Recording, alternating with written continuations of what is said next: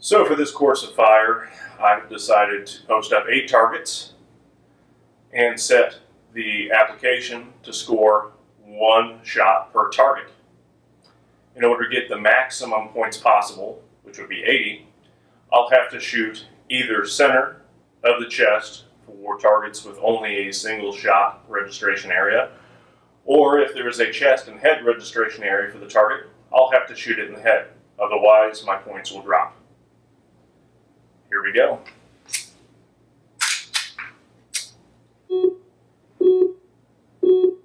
Ready. 10. Ready. 10. Ready. 10. Ready. 10. Ready. 10. Ready. 10. Ready.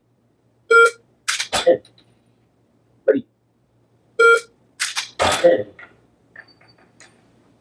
Well, there you have it. 8 targets, 8 rounds, 80 points. Now, if you had shot somewhere outside of the target area, your points reduce incrementally. And for the targets where there's a hostage involved, you actually get negative points for hitting the hostage.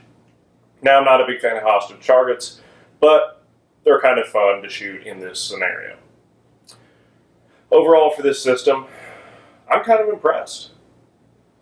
You can shoot as short or as long a period of time as you like without spending a single dollar on a round. You get to focus on what you want, whether it's breathing, trigger squeeze, safety manipulation, sight picture, your stance, whatever it may be.